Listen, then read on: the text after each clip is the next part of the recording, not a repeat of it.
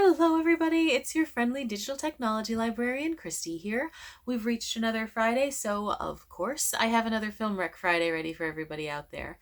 Now, Women's History Month is sadly winding down, so I want to take today's episode and just really do a blanket kind of show all about women who have made history. Some of these women are household names who've massively impacted women's lives forever, and some are people whose circles are very small, who've maybe not made global impacts, but whose actions have really changed the lives of the people around them. These women are activists, they're jurists, they're codebreakers, they're soldiers, they're inventors, they're so many things, and they're all incredible, and they all have unbelievable, worthwhile stories to hear. So I hope that one of these documentaries will, really grab you. I absolutely adore every single one of the titles that I'm mentioning today. So I hope that if you get the chance, you'll check them out. If not, please make sure you check out one of our streaming services. These video services include CleveNet's Overdrive, Hoopla Digital, and Canopy. And every video on there is available entirely for free with the use of your Milan-Berlin library card. So without any further ado, I'm going to go ahead and jump right into the Rex. Let's get things started with a recommendation that's available on both Hoopla Digital and Canopy, and that is for the 2018 documentary RBG. Now, just in case you happen to not know who RBG references, that is actually Ruth Bader Ginsburg. Ginsburg is one of those figures that I think at this point is definitely a household name. She is someone who has always been a pretty iconic figure in the legal world, but has within the last, I would say, decade and a half, reached sort of an absolutely fascinating pop culture icon status. Not something you would think would be related to a Supreme Court justice, but I think it's phenomenal that it has. So RBG is one of those documentaries that shows like two sides of a coin. So we've got a pretty expected, straightforward chronicle of her life. We talk about her early years, her education, her time as a law student, her marriage, her work early on in her career, all the way through to her position on the Supreme Court. But the film also kind of explores that fascinatingly odd fandom that just surrounds her. Again, fandom is not something I generally relate to a U.S. Supreme Court justice. When you think of the kind of rabid fandom that she has, you think of things like Justin Bieber or Ariana Grande, like pop stars, movie stars. You don't think of jurists. And that's kind of phenomenal if you think about it. I mean, that someone who has used her intellect and her education and her ability to make history and how the world has responded to that. Unexpected, yes, but welcome, I think, as well. RBG definitely watches like a film that, while yes, educational, is also highly entertaining. It's funny and it's fun and it throws out little anecdotes and tidbits, but it's also really kind of personal and beautiful. Like,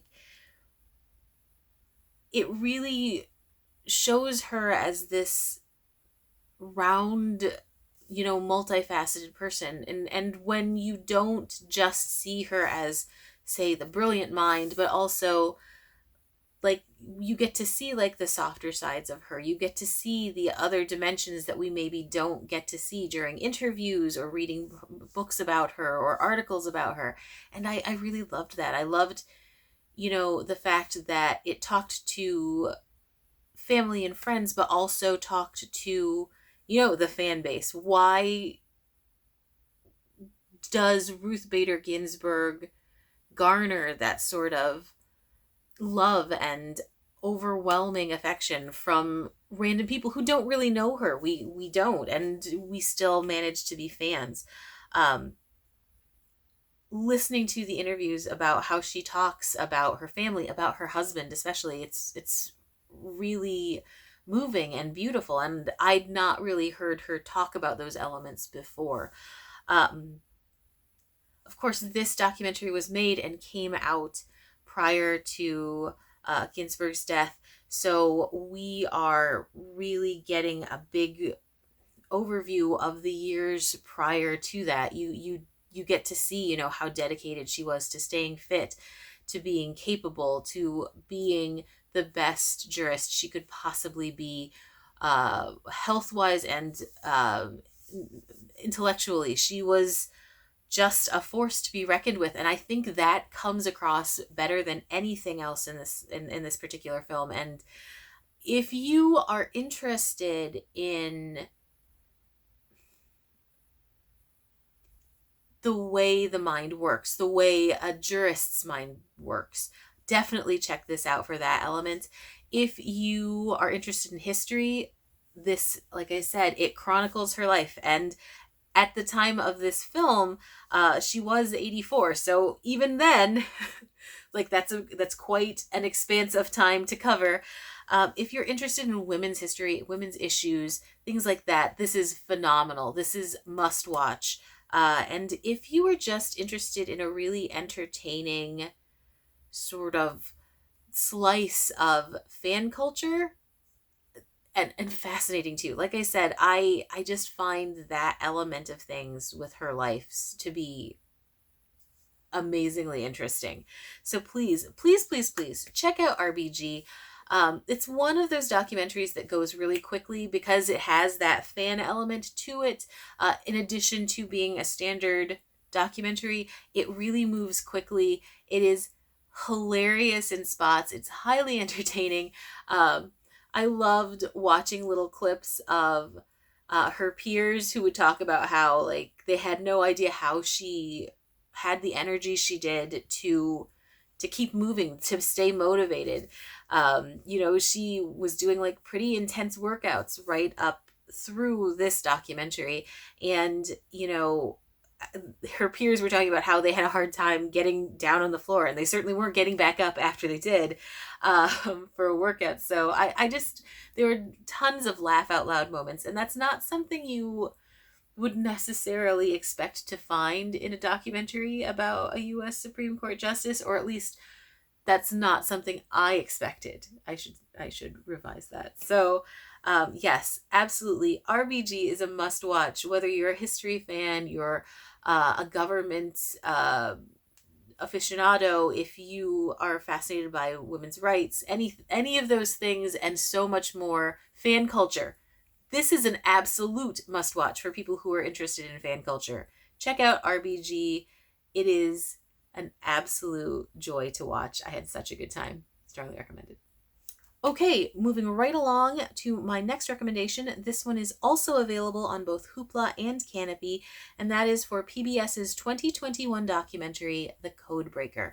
Now, when I first wanted to look into this, I had no idea what this documentary was about, who this person was, what they'd done. All I knew was that it's about a codebreaker, and honestly, that was enough for me, because I think that the allure of code breaking in the early days is so amazing. Like, there's just something mysterious and fascinating about code breakers, especially the ones that came prior to the technological advancements that we see today, when it was all like the nitty gritty and, moving numbers and digits around, but doing it all by hand. I just, there's just something really fascinating about that era to me. So I knew I wanted to watch it. Had no idea who this person was, what they'd actually done. I just knew it was about a codebreaker. I am so glad I watched this because I just adored this documentary.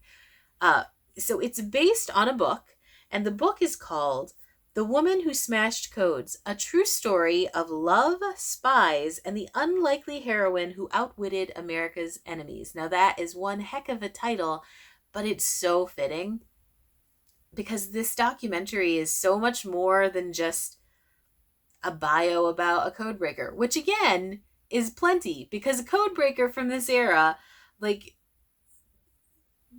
I can't even imagine how many levels that kind of a brain would have to be working on to be able to break World War II codes. Like, it's all by hand, and it just fascinates me. Anyway,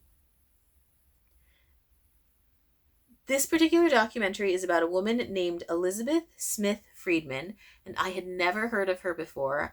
I wish that I had, because I probably have read so many books about her by now, but as I watched this documentary, I just was absolutely enamored by her life story, by everything about her. Uh, so even how she got into cryptology is a fascinating thing. So there was this eccentric, incredibly wealthy man named George Fabian who happened to belong to a faction of people who believe that William Shakespeare's plays are not actually by William Shakespeare. He believed that Francis Bacon actually wrote Shakespeare's works. Not done yet. Francis Bacon wrote William Shakespeare's works, and in the Shakespeare folios had left little encrypted clues that, when solved, would explain that, in fact, Francis Bacon was the author of all of those works. Conspiracy theories are incredibly entertaining, but I don't even know how you would get there from what. Anyway, this incredibly wealthy businessman somehow wrangled Elizabeth Smith Friedman into working for him at his Riverbank estate to decode these Baconian ciphers. And I'm not even going to, my brain can't even wrap around the convoluted and complex code that they believed was kind of embedded into the works. Again, it's pretty out there. I'm not going to say that it's,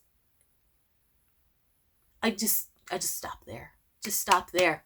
Anyway, she was hired to work on these Baconian ciphers, but along the way, she also meets someone who is a fellow member of the team named William Friedman, who she ends up falling in love with, and they have this grand romance. And despite the fact that they are from totally different backgrounds, they do end up eloping and getting married, and it's, you expect to be watching this documentary about code breaking, and you get code breaking plus love story, and it's just weirdly a perfect blend of things.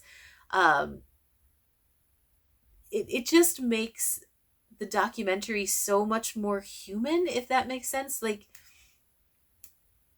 I guess when I think of code breaking, I generally think of analytics. I think cut and dry, still super fascinating, but definitely not lively and romantic. And this documentary is super romantic. Like it was a really beautiful love story, and you get pieces of that because they become a code breaking team, and they both come at these ciphers from two different sides, and you see how they blend together to make this perfect code breaking union. And I don't know, like I said, it's just bizarrely romantic, and I was like just totally enamored with this ridiculous documentary and all of the things that it uncovers, and the way that this couple, the dynamics between this couple. And at no point is Elizabeth Smith Friedman ever backburnered. She's still the main character in her own story. It doesn't become about the team. It's how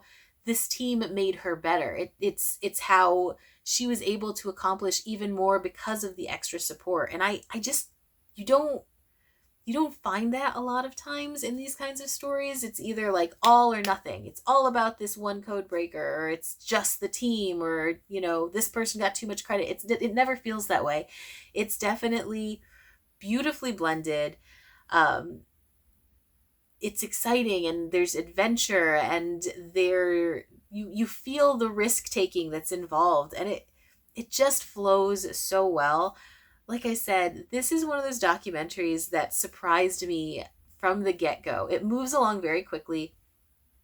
You get a really solid picture of who Elizabeth Smith Friedman is from the very get-go, talking about how she always wanted more or something else. She knew that there was something else out there for her that was bigger than just what most young women were expecting out of life at the particular time that she was born, and how she goes after it, and how some things are just a weird, lucky happenstance. Like I said, not everyone randomly meets these wealthy, eccentric conspiracy theorists who essentially give you this place to just go crazy with your cryptology, but she did. And again, not everyone gets that really beautiful love story that she found as well. So if you like code breaking stories in general, absolutely must watch. But if you are looking for something really lovely and romantic, like I said, this thing is a romance. This is totally a romance. If you're looking for that, if you're looking for pieces of history and you're interested in, how ordinary people were able to make such a massive impact on the war, you absolutely have to watch this. This was so, so good. It moves quickly. It does not feel like a documentary, especially when compared to other code breaking documentaries. It's just phenomenal and an absolute must watch. So, again, The Codebreaker, available on both Hoopla and Canopy. Make sure you check it out. All right, my next recommendation is available on Hoopla, and that is the 2017 documentary Served Like a Girl.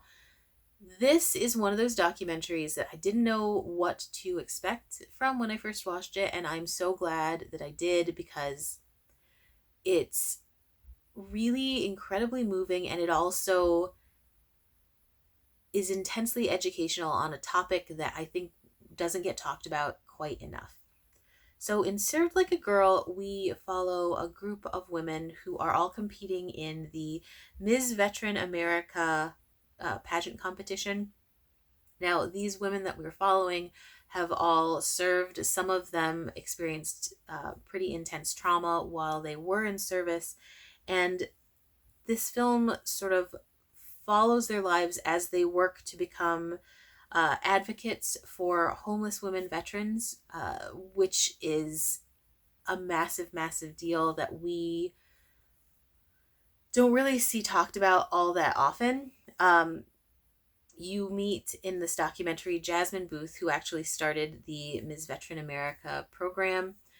She herself was a servicewoman who came home. She ended up not being able to find services that she needed, that had she been a man, she would have received from Veterans Services, but was not able to receive due to some fascinating and awful loopholes within the system.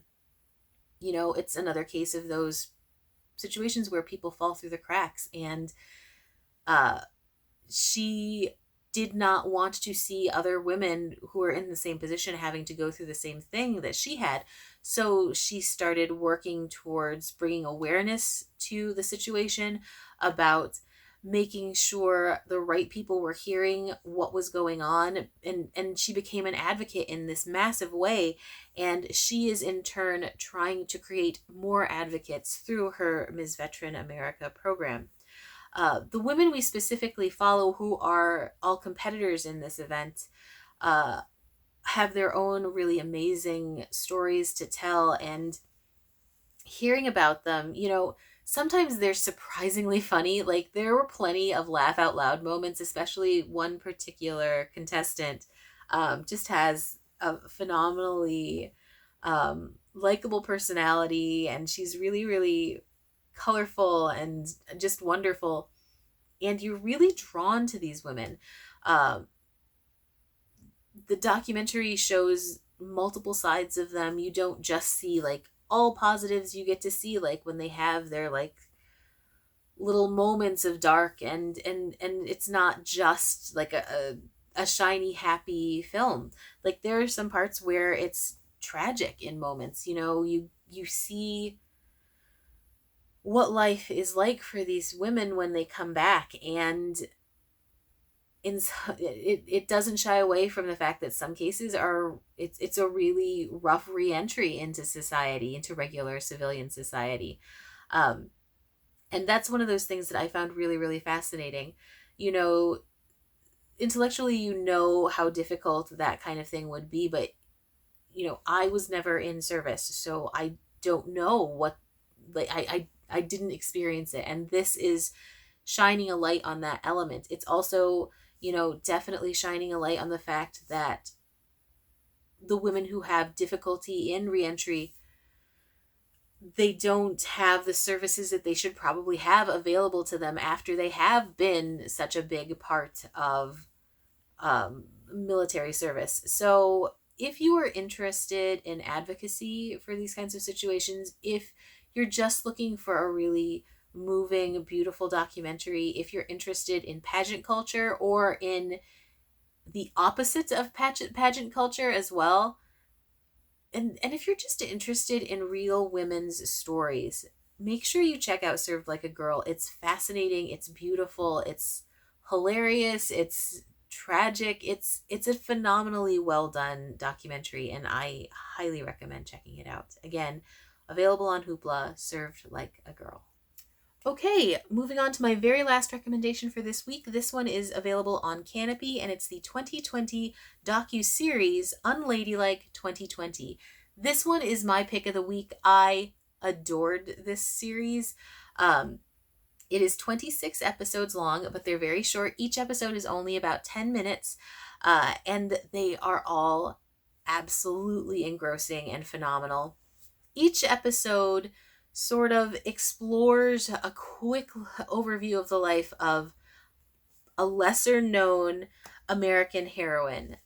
And sadly, some of these really are women who are never mentioned but have done massive, massive things that have affected all of us, really. Like, whatever culture you come from, your background, whether you're someone who is involved in a particular science field or an art field, there are women who were massive, massive, impactful movers and shakers that are covered in this docu-series that I was not at all familiar with. And I'm so happy that I found this, because now I have people that I really want to read and study more about. The filming itself is really, really interesting. I would describe it kind of as a mixed media vibe. Obviously, they're all documentary films, but the shots themselves, they aren't necessarily standard photographs or standard interview pictures.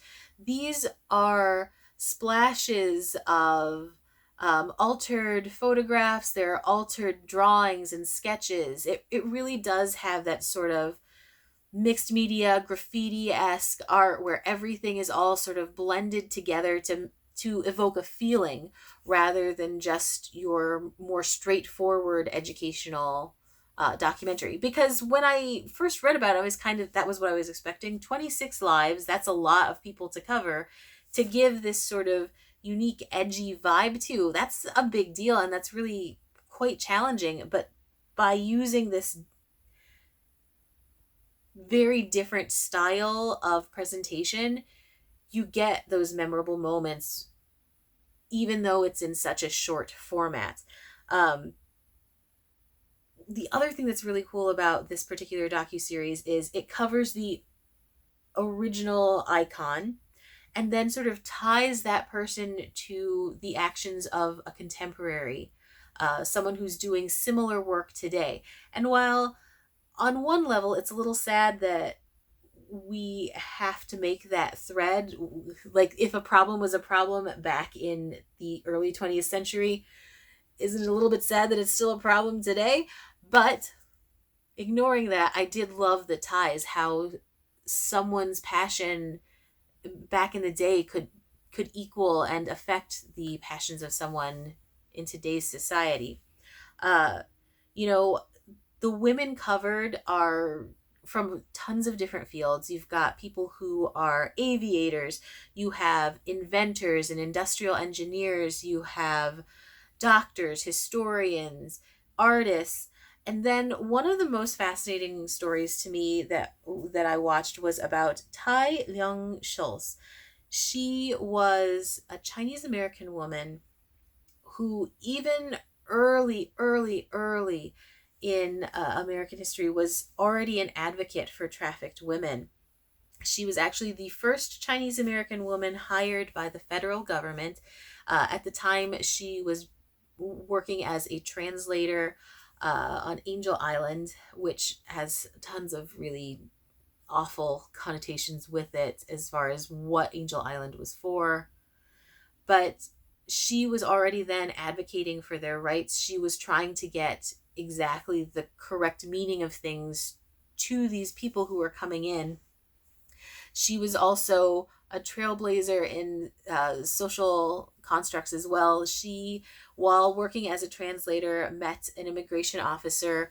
She was Chinese descent. He was, I believe, of German descent. And at that time, mixed marriages were super frowned on, especially in their field. They when they married, they actually ended up losing their jobs because of their relationship.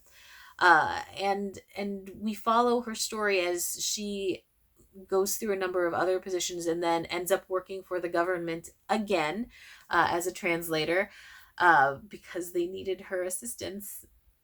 And she's just a really fascinating figure. There are interviews with one descendant in particular, but one of the things that I really liked about this documentary is that they also have actresses do voiceover work of direct quotes from these figures, and that really gives it some extra life and uh, just adds to the layers of information that you're getting when it feels like you're actually hearing these people talk and express their ideas. I do really think that adds something that you don't get in a lot of other documentaries. And again, each of these episodes are only 10 minutes. So you get all of this information in addition to a feeling and a vibe and emotions within a very tiny expanse of time. And they're all so effective. All 26 of these had me totally enamored before the end of that 10 minutes. So I can't recommend this one enough. It's an absolute must watch. If you are interested in history, if you are interested in um, stories of people of color, if you are interested in the struggles of women's rights, if you are interested in science, in art, this is something that encompasses all of those things, expresses them, and presents them in a way that's packaged in an interesting manner, but also in an engaging one and one that's totally memorable because, like I said, I didn't know who these people were. A lot of these women were not familiar to me at all. And I remember almost all of their names at this point just because of the way that this was put together and how, you know, impactful it was as I watched. So again, must watch. Unladylike 2020, available on Canopy. My pick of the week. You absolutely need to check this one out. All right, so those were all of our recommendations for this last episode of our Women's History Month series. I absolutely had a phenomenal time putting these ones together. Let me tell you, I watched so many movies in preparation for this month, and I'm so happy that I did because these movies and so many more that are available out there just bring to light so many stories that are absolutely worth watching. If you have a recommendation for us of a film that you think is totally worthwhile and that tells someone's story that really moved you, that impacted you in some way, please, please, please comment below. Let us know what those are. I'm always looking for recommendations for movies. And this topic in particular, I think I can't get enough of these ones. If you have any recommendations for themes you'd like to see us cover in the future, please comment with those below as well. Definitely always need assistance with that. Um, as always, thank you so, so much for joining me. I love putting these lists together, and hearing from you and knowing that these were helpful in any way is such a massive deal to me. So again, thank you so much for tuning in. And with that, I'm going to close out this week's episode. We will see you next week. Bye bye.